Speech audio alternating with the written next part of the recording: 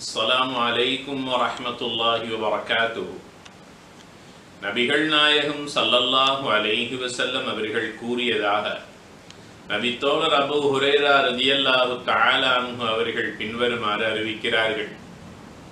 யார் ஒருவர் தொழுகையில் இமாமை முந்திக்கொண்டு ருக்கூஇலிருந்தும் சுஜூதிலிருந்தும் தலையை முந்திக்கொண்டு உயர்த்துகின்றாரோ அவருடைய முகத்தை அல்லாஹ் கழுதையின் முகமாக அல்லது அவருடைய தலையை கழுதையின் தலையாக அல்லது அவருடைய உருவத்தையே கழுதையின் உருவமாக அல்லாஹ் மாற்றி விடுவதை அவர் பயந்து கொள்ள வேண்டாமா என்று கூறியதாக சஹீஹுல் புகாரியில் மேற்படி ஹதீஸ் பதிவு செய்யப்பட்டிருக்கின்றது.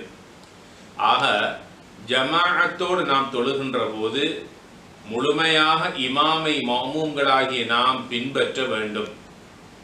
மஅமூமை முந்திக்கொண்டு ருக்கூஇலிருந்தும் சுஜூதிலிருந்தும் தலையை உயர்த்தக்கூடியவர்களுக்கு சொல்லப்பட்ட எச்சரிக்கையாகவே இந்த ஹதீஸை நாம் பார்க்கின்றோம்.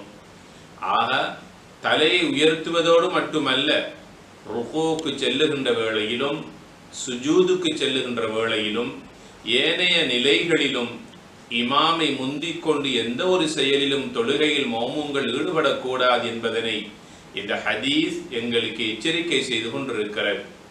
எல்லாம் வல்ல அல்லாஹுவின் அன்பையும் மன்னிப்பையும் பெறுவோமாக. வஸ்ஸலாமு அலைக்கும் வரஹ்மத்துல்லாஹி வபரகாத்துஹு.